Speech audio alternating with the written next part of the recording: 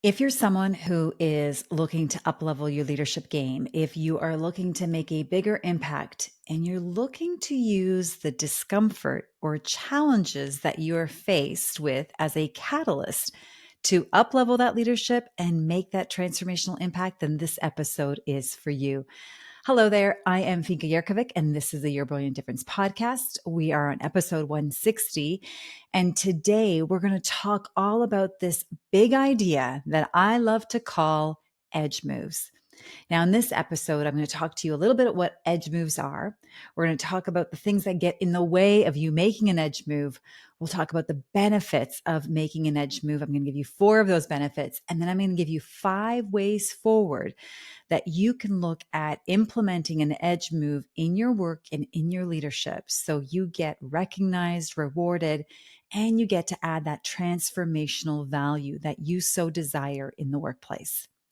All right, let's get started. Let's talk about edge moves and what are edge moves. Now, edge moves is a concept, an idea that I talk a lot about in my leadership and communications programs. This whole idea is about what can you do that gets you outside your comfort zone. Our definition is really about this idea that there are things you know how to do. They come easily to you. They're just things you do. Oftentimes, you can even go unconscious or on autopilot to get them done.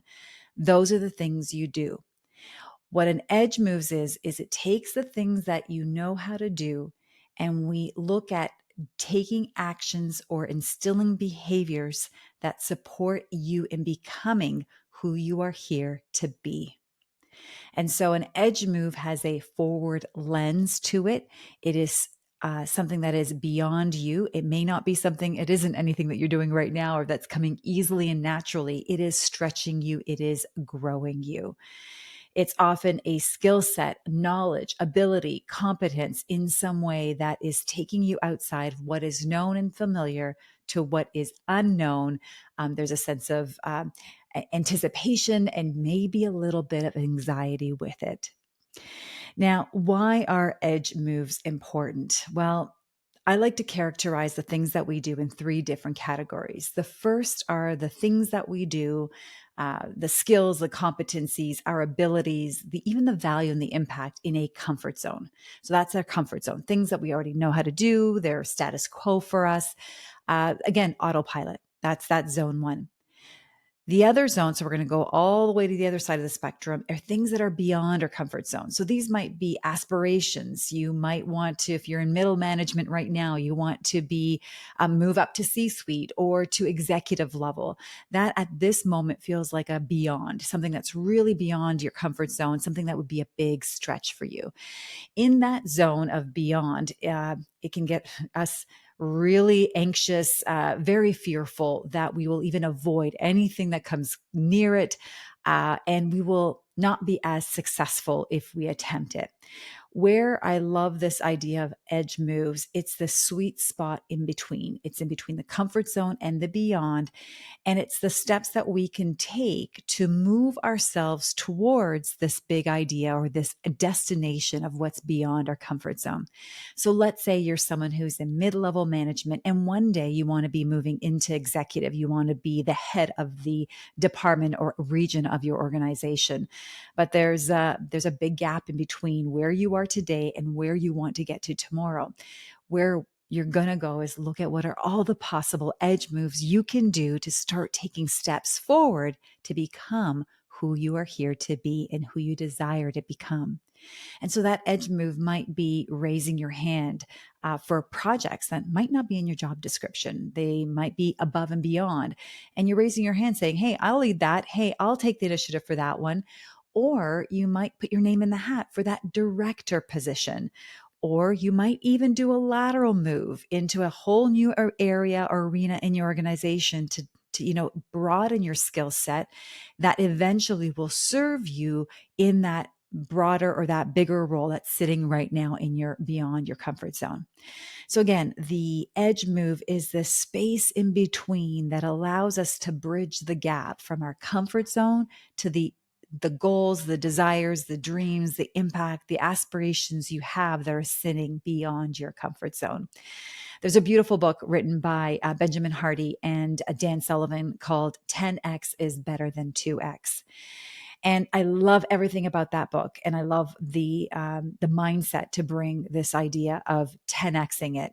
And I would say your 10X would sit in this beyond. This is another perspective, giving you another way forward. Because for you at this moment, 10Xing it feels really like it's going to rattle you. It's going to make you feel very uncomfortable. I want you to go for the 2X right now. I want you to go for the 2X, make the edge move. And as you do multiple 2Xs, so just picture after 5 2Xs, you've 10Xed. And all of a sudden, the 10X seems even more possible because of the fact that you've been practicing this idea of edge moves. So let's talk a bit about what stands in the way. Why is it scary to do scary stuff? Well, that idea of when we do something scary, there is a part of our brain that is there to protect us. It is wants to keep us safe. It wants us to stay in our comfort zone because it knows the outcome. When we go out and do scary things, like when we're 2Xing or 10Xing our impact, our skill, our behavior, it is taking us outside of that comfort zone. And as a result, our brain will do everything in its power to bring us back to what's safe, what's certain, and what is comfortable. I like to call these emotions that we experience when we're leaping outside of our comfort zone and into that edge move or items that might be on or beyond our comfort zone as FUDGE. And FUDGE stands for fear, uncertainty, doubt, guilt, or expectations. Any one of these emotional experiences can stop us in our tracks from moving forward. And if you're fearful, if you're afraid of what might happen, if you're afraid of what people will think, if you're afraid of failing, that will hold you back and move you back into the zone of your comfort. If you're uncertain, which you will be, of what's going to happen, if it's going to work, if you're feeling doubt about your abilities, or if that you will be successful, if there's some sort of guilt associated with the action or behavior that, maybe you'll shine more brightly, or that you're taking something away from someone because you are moving forward, or there's expectations. And especially for those of us that have been in corporate environments or who are currently corporate environments, there's certain expectations in your role on what you're going to deliver, on the performance that people are expecting from you. And if you falter from that, from making that edge move, what will people think? What will they say? And how will your performance be reflected as a result? And so that's that sense of fudge. That's what's going to hold you back. And so it's really good to name it and call it. I often, when I notice that fudge, that fear, uncertain, doubt, guilt, or expectations, I'll just say, oh, wow, it looks like I'm having a big slice of fudge right now. And it's just naming it. It's understanding, oh, that's what the resistance is all about. And this resistance is really about the parts of our brain. There's a part of our brain that wants to keep us safe, which is our amygdala here in the back. And then we've got our executive function, the part of the new brain that has evolved to say, I want to go out and get this thing. I want to get the promotion. I want to put my hand up for this project. I want to lead this team in this way. I want to stretch myself by growing these new skills. That executive function is what's propelling you to an edge move. And then we've got our amygdala and our survival instinct and our survival main that's pulling us back. So there's this constant toggle back and forth between what we desire and what we already know and what we might be afraid of. So it's pulling us back. And so think about it as we've got these two brains, a default brain and a deliberate brain. So our executive function here in the front is the deliberate brain, the things that we want to do consciously that we are choosing, edge moves. And the default brain, the things that are pulling us back, keeping us safe, keeping us comfortable, keeping us in status quo, default brain. And that's our comfort zone. All right. So that's what's happening. And so it's not you. So no matter how much you want to, it's like, I don't understand. Why can't I move forward? What is holding me back? It's not you. It is your brain. So it's not your fault. So what we want to do here is identify and name that there are these emotions that are going to be triggered as a result of you doing something outside your comfort zone or desiring something and wanting to move forward. You've got this executive function, this new brain that is saying, I want that promotion. I want that job. I want to make an impact in that way. And that's great. But then we've got this default, this old brain that's saying, I don't know, that's a little bit scary. That's a bit uncomfortable. Why don't you come back over here? It's a little bit safer. It's a little more known. And we're gonna have a handle on things here a little bit better. So just being cognizant of that, that's what's going on. So let's move on and talk about the benefits of edge moves. So I want to share 4 benefits of why. And so again, we're going to fill up the file in your brain to give you more evidence on why you need to do this. Now, there's edge moves, I believe, unlock this Goldilocks around this, the ideal zone of arousal in our brain. And there, when we are under stress, there is a amount of stress that when we experience actually paralyzes us, that we are feeling so anxious, so nervous, so stressed that we don't move forward. And that could happen when we're in that beyond our comfort zone. There's another area of when it's just the thing that we do. It's boredom. It's this complacency. It's just the way we do things. And again, that is going to give us too low stress. So we've got this one spectrum of really, really high stress and anxiety. And I like to characterize beyond our comfort zone activities there. And then we've got the boredom and the complacency, and that's our comfort zone. And this is based on the Yerkes-Dodson law. And so we've got these two zones, and in the middle, what the Yerkes-Dodson law tells us, there's this optimal level of performance and impact, and it catalyzes this ideal amount of stress. And this is the level. So we are going to feel anxious. You are going to feel a little bit uncomfortable. You're going to feel your heart flutter. You maybe butterflies in your stomach. You might be short of breath a little bit. But that's not a bad thing. That's a good thing. That is good stress. I would bucket all of your edge moves in that optimal level of Goldilocks zone of performance, where you're experiencing this tension, this good stress. It's not too much that it's debilitating you and paralyzing you in a state of fear. And it's not too little that you're just like, oh, no big deal, no big deal. It's just this complacency and we're just kind of going with the flow of things. So that's benefit number 1, that when we do edge moves, we actually step into optimal level of performance by activating that good stress, that good tension that we want to be having. Now, the other benefit of edge moves is I'm going to piggyback off of BJ Fogg's theory around tiny habits. Now, in his book of Tiny Habits, he talks about the 3 ways in which we change. You either change by hitting rock bottom, so it's got to get so bad and so uncomfortable that you can't sit in the fire anymore, like the hell is hot, that is enough to catapult you to do something different. The second is that we have this aha moment that, you might be struggling with something. You might be looking or seeking for something. And all of a sudden, poof, you've got this aha moment. It's like, I love those. Don't you love those? You may have, and I wish I could have more of them, but they're not planned. Like they just happen. They can't be orchestrated to happen. Yes, we can give ourselves space. We can give ourselves open time. And all those things can help facilitate it, but you don't know when it's going to happen. And so like a rock bottom, I don't know about you, but I don't want to be changing because it's gotten so hot in here that I have to change and it's forcing me to, even though sometimes that's the only way I listen. So you might be like that too. You're human, so probably. And then the other is that sense of aha moment. I love them, but I can't depend on them. They can instill some change and catalyze you to move forward or make a habit or change. But what I love about this third way that BJ Fogg talks about in his book, Tiny Habits, is this idea of incremental.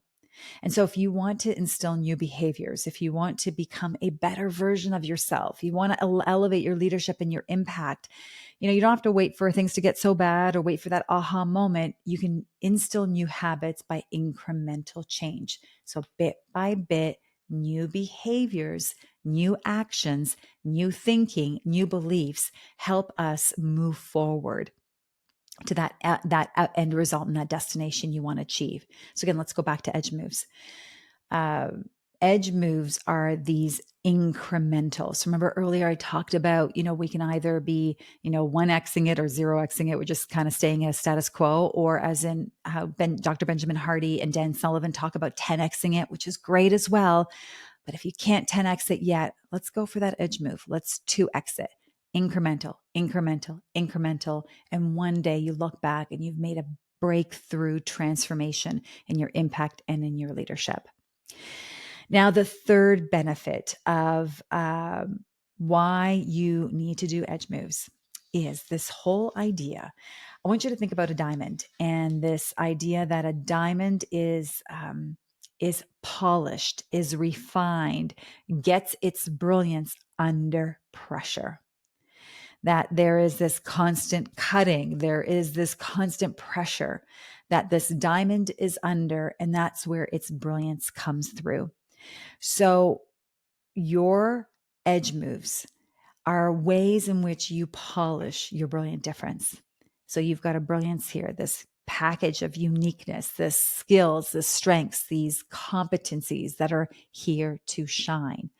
And then there's your difference. There's this value, this transformational impact you're here to deliver. But your brilliant difference, it's not something that is constant. It is something that is ever evolving and changing. As you grow, so does your brilliant difference. And the only way it grows is by you doing edge moves. So if you want to keep your brilliant difference shiny, if you want to keep it illuminated so people can find you, so you get chosen and selected for those roles and those opportunities or for those clients, guess what? You got to do that with edge moves. That's what's going to help propel you forward. And finally, the fourth benefit of doing edge moves is you will get noticed. So this whole idea of, if you've got a certain expectation in your role and within your responsibilities, and you're doing that, that's what's expected of you. And so is of your colleagues and your peers. But you're not the kind of person that's only going to do what's expected of them. You're going to stretch and you're going to go above and beyond.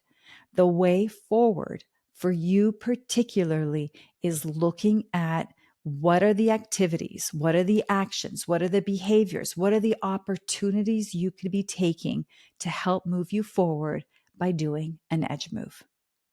All right. So now let's move on. So let's talk about 5 ways you can incorporate edge moves into your work and into your leadership.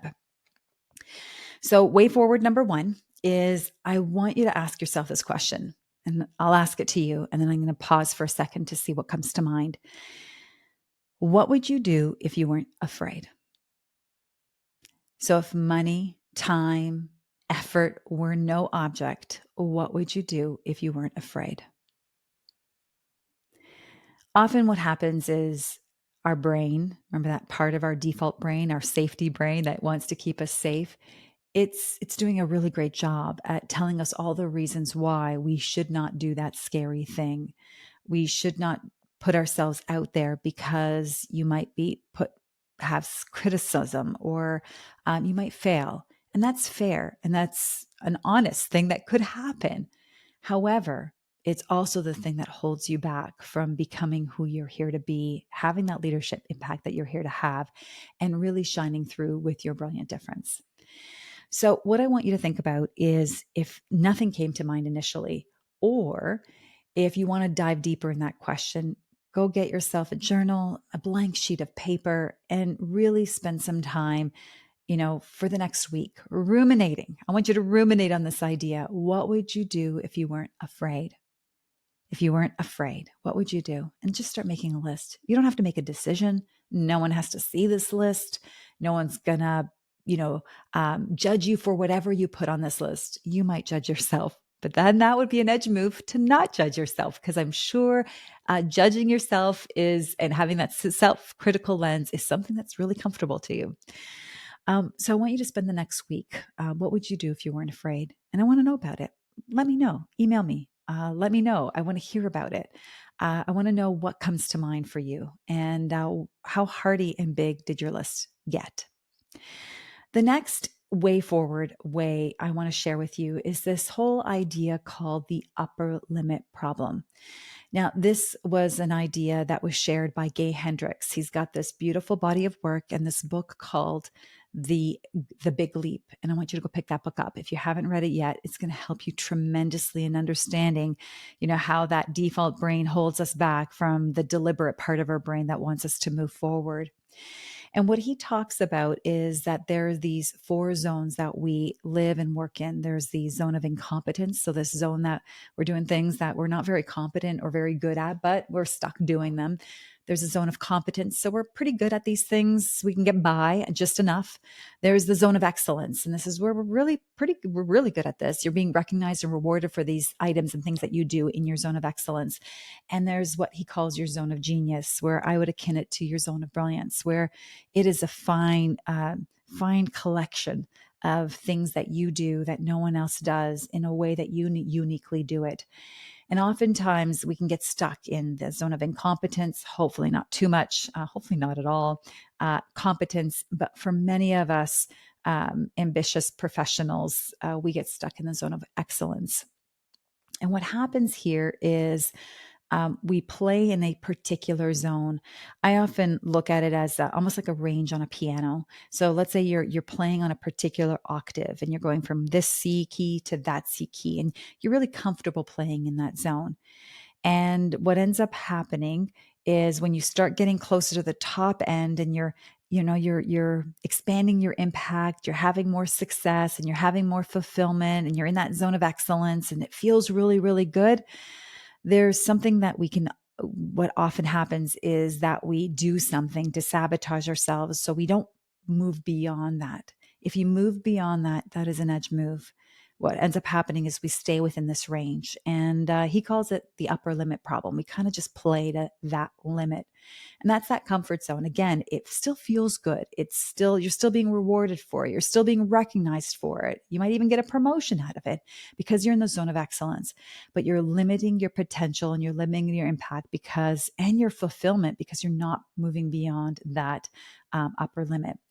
I had a moment a number of years ago where I've had many upper limit problems, and upper limit problems are good problems to happen because what I want for you is that this piano range keeps expanding. So the lowest point you feel keeps lessening. So you're not experiencing, and the highest point keeps expanding. You keep moving it up. And so you're experiencing more happiness, more success, and more fulfillment. So if you're not experiencing an upper limit problem, you're probably not doing edge moves. And if you're not moving, if you're not increasing the type of upper limit problem you're having, you're kind of in that same cycle. You're always in that same limit. An example I had for me was I'll give you quick two examples. I had a tendency, and I probably still do. I'm going to kind of reflect on that a little bit more after this episode. But this idea that anytime I had a big thing, for some reason, the night before, my husband and I would get into some form of argument. I remember the night before I ran a marathon. And this was a big deal. I was training the whole year for it. And now I was going to run 26 miles or 42 kilometers. And the night before, my husband and I got into an argument and I was up crying all night. This was a moment of an upper limit problem. I and he somewhere in there, and I know I contributed to that argument definitely. So I'm going to take responsibility. But there was something in me that said I did not deserve finishing or doing a marathon, even though I worked so hard for it. I trained, I put all the hours in, I got my body to be able to execute and deliver on finish this marathon. But somewhere in there in me, I said, I don't deserve to do this marathon. I don't deserve to finish this marathon. So how can I get out of it? How can I sit in my comfort zone with it? Heck, let me make a fight with my husband. So I'm so tired that I will not do the marathon. Well, guess what happened? I did the marathon. I still did it. I pushed through and I broke through that upper limit. So even though there was a part of me in my default brain that was orchestrating and organizing this way to keep me safe, keep me in my upper limit so I wouldn't experience the win and the joy and the glory of completing a marathon, I still moved through that moment. You'll pick up the book. You'll hear so many stories about how people get themselves sick, get into fights, all these things that we do in order to protect ourselves so we don't stretch ourselves beyond what we're used to, what we're comfortable with, and we move beyond that and that upper limit problem. So that is way forward. Number 2 is just acknowledge that there is this upper limit problem and you might have to muscle through an edge move because of it. Way forward number 3 is I want you to think about a pool, and that instead of just jumping and diving right in to this edge move, that you're going to just dip your toe. You're going to dip your toe. Maybe you go for a little swim and you'll come back out. And that there's this navigating from what is known, what is comfortable to you, to what is unknown in this edge move that you are doing. And so there's this way that, sometimes, oftentimes we want to do something new. We want to, have apply for that job or do that promote or get that promotion or present to a significant audience. And that might feel scary. And so what we can do is we can start practicing. We can start dipping our toe, doing it a little bit and then coming back, doing a little bit and coming back. I look at this often with my clients that I coach who are also looking to build companies around their training, around their ideas and their thought leadership. And they start with posting a LinkedIn post, and then they don't do it for a little while. And then they go and write a blog and they do it for 2 months and they stop. And then they do it again and they do it for 4 months and then they stop. And then they do it again, they do it for 6 months and then they stop. And that's okay because we're allowed to. I like this idea of thinking about this as we're priming ourselves to the edge move that we see for ourselves. That again, there's things that we're doing today, and that might not be posting your thought leadership and your ideas in a form of articles on LinkedIn or a blog. And so you're just going to dip your toe in. You're going to do a post and then maybe another post, and you might need to take a break and you're back into your comfort zone. And then you're going to do another post. And so we're just kind of navigating and priming ourselves to finally be the kind of person who consistently writes, commits to posting every week, and shares their ideas and ways forward so that you can offer solutions to people in your expertise and in your sphere of your industry expertise. So again, there's this idea of you don't have to, it's not a all or nothing. You can dip your toe, give it a whirl, come back, dip your toe again. And what we're doing is we're teaching our brain that bad things don't happen. I love the example of LinkedIn because oftentimes why we hesitate is when we put something on LinkedIn or Instagram or on X as a platform, all eyes are on us or on the words that we say, and they're up for judgment and criticism. And people might love them and people might like them, but people also might judge them and assess and harshly criticize you for your point of view. And that's scary for our brain. And what we want to do with this idea of dipping our toe in and pulling it back is we want to teach our brain that nothing bad happens, or sometimes maybe something will, but oftentimes it doesn't. But you post and it's like, oh, nothing happened. Actually, literally nothing happened. No one said anything. But sometimes everyone's really kind and they're saying, oh, it's so good to see you here. Thank you for sharing your point of view and your perspective. And then you go post again. And again, nothing bad happens. And then that helps, that dipping toe creates a file in our brain that when we post on LinkedIn, when we share our ideas or when we share our thoughts, guess what? Nothing bad happens. You are still alive. You still, no one's come after you. And it gives you the confidence and the conviction to continue doing it. So that's way forward. Number 3 is dip your toe in. You can come back out. You can try that edge move again and you can come back out.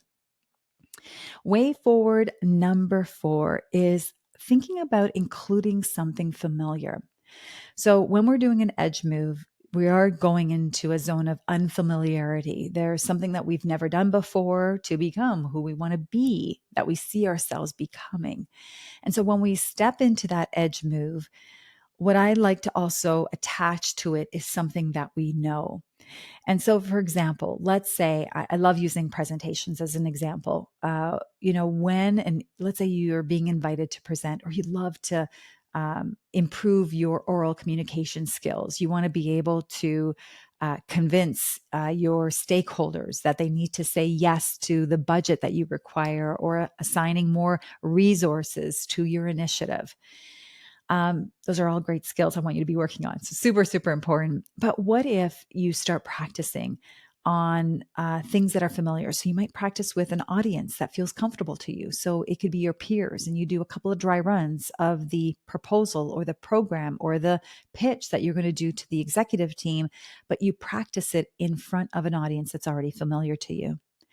If there's a topic that you're really, really excited about that is new, again, you present it to audiences that are very familiar with. Now, if you've got a topic that you're really familiar with, the edge move would be stretching your audience.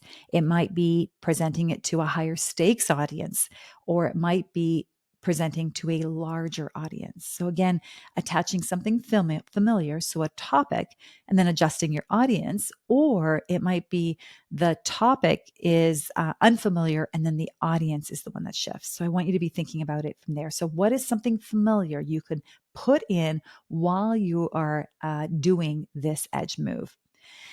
And then finally, I love this one. Because I think what happens with edge moves is we think all eyes are on us, and our brain is getting us to think that way. And it gets us to think about, and we're doing this unconsciously. It's not like we're in this me, or me, but it's where we move into this more survival state.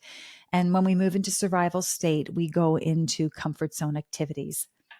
I want you to think about your edge moves as an act of service, that when you do an edge move, it is not about you. Remember your brilliant difference. It is your brilliance. It is this unique compilation of your strengths, your gifts, your talents, your interests, your expertise. You get to bring all of that, which is beautiful. But it's about the people you're here to serve. It's about the impact you're here to make. It's about this difference you are here to deliver. And so I want you to focus on the difference. I want you to focus on the people, the problems it'll solve, the people it'll help. And instead of that, our brain is wired for that WIFM radio station. It's dialed in on what's in it for me. So WIIFM. Instead of WIFM, I want you to think about what's in it for them. So WIIT, what's in it for them. FT. All right, I got it. Got it there. So what's in it for them? And start putting your attention on how this will help them, how this project or an initiative, or you raising your hand saying yes, how it'll serve your organization, how it'll help your team, how it'll help your clients, and get the lens off of you and focus more on them. Well, there you have it. Our episode on how you can use discomfort and challenges to catapult your leadership and your impact by using edge moves. We talked about what an edge move is, why it's important, and the benefits of having and doing edge moves. If you're not doing edge moves every day, you are limiting your leadership and your impact. And then I offered you 5 ways forward that you can practice bringing more edge moves into your leadership and into your impact.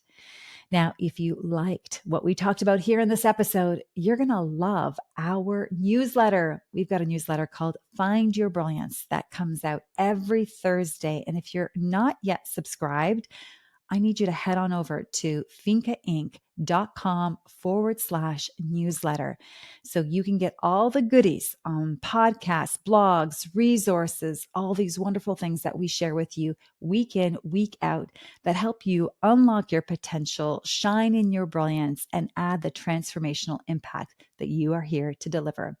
I look forward to talking to you next week on the Your Brilliant Difference podcast. Bye for now.